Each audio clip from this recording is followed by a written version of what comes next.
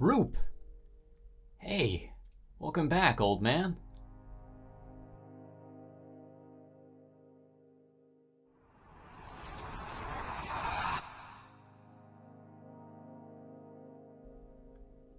What? When?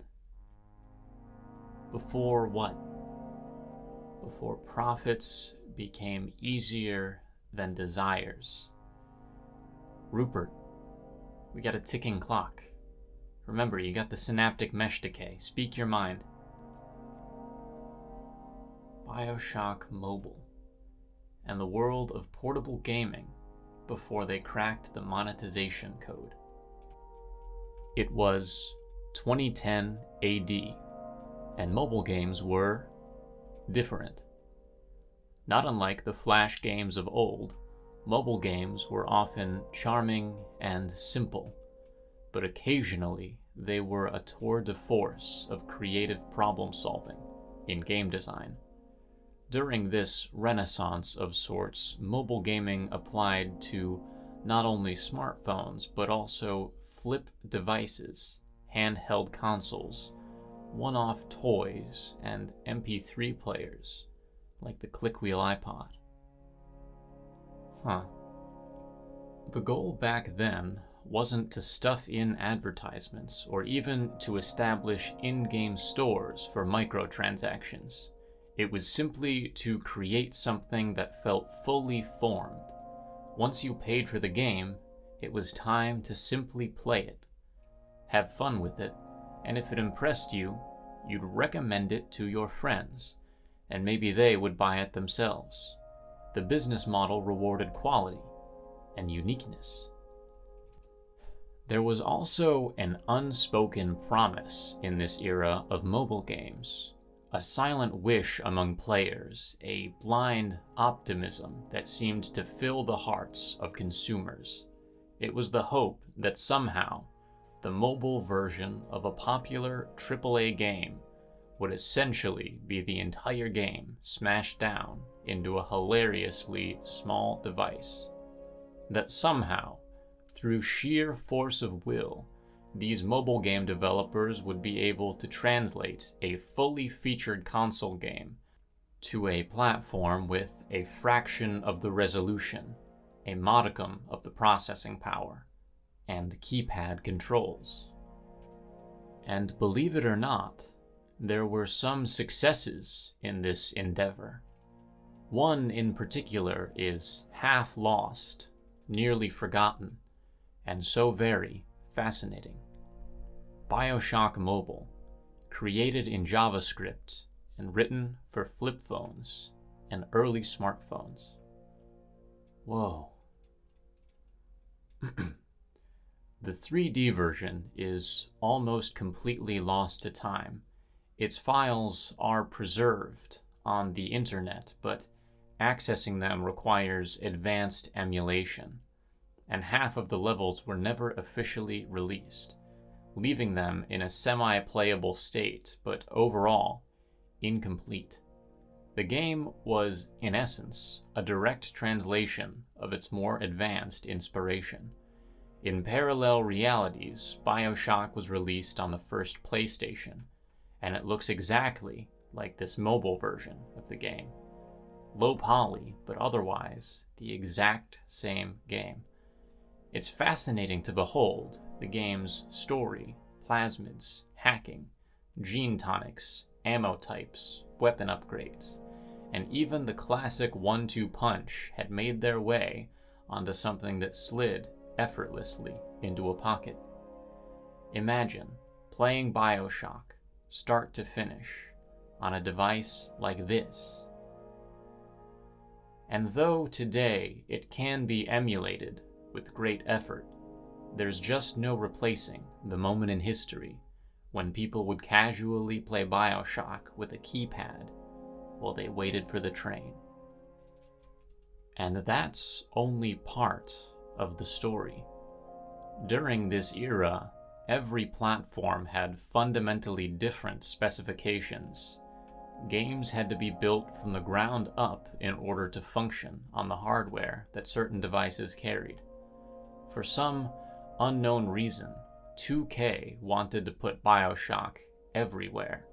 So alongside the version I've just discussed, there was a completely separate Bioshock Mobile available for iOS devices, which made use of the more advanced graphical abilities of Apple's products at the time. This version is fairly well known and arguably represents the pinnacle of phone game technology in the early 2010s. But that wasn't enough for 2K. They wanted Bioshock to be truly everywhere. So while more powerful devices got 3D Bioshock experiences, the less capable ones had Bioshock 2D? Wait, you mean a 2D Bioshock game? Like SNES, Sega Genesis 2D? Whoa. And this is real. This is a product of the era, not someone's tribute to Bioshock made later. It's real. This is Bioshock 2D. Just like the other flip phone game, this one was intended to be released episodically due to the memory restrictions in the devices themselves. So only the first 4 areas can be played. The remaining levels were never released. The Welcome Center, the Medical Pavilion, Neptune's Bounty, and the Smuggler's Hideout are the only areas shown. But just like Bioshock 3D, this game is fully featured.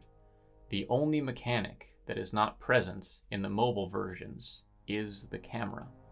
Otherwise, every single staple of the series is seemingly left intact. Looting, hacking, tonics, plasmids, security cameras, big daddies, audio diaries, rescuing, harvesting, gatherer's gardens, weapon upgrades, splicer variants, and Electrobolt even does extra damage when enemies are standing in water. It's lovely. The sprites, the environments, the animations are genuinely very impressive.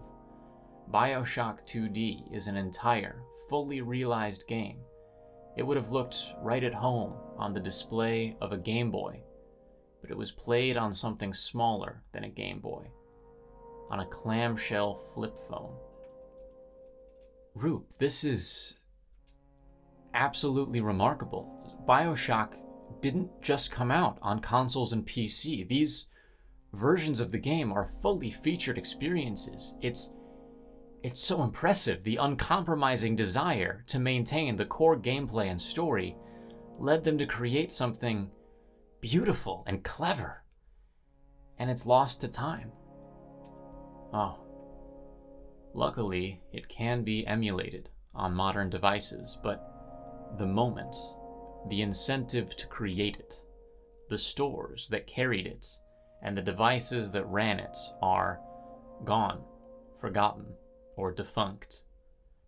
For thousands of years, there were only a few ways to make art over there, and they were all equally tangible. A painting was just as real, just as easy to purchase and own as pottery or a book. Everything was physical. The migration from analog to digital was revolutionary, beautiful, and powerful. But with it came art that was impossible to hold.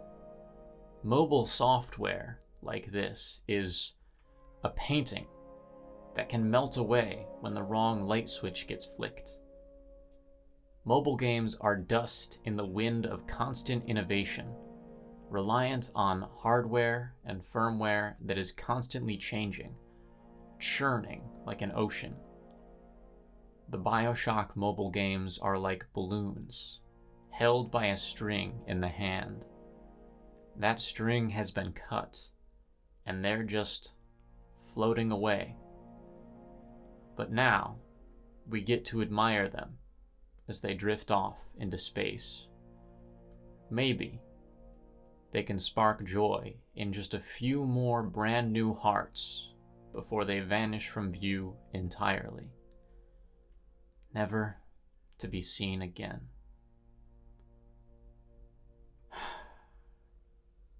I like to believe they can, Roop.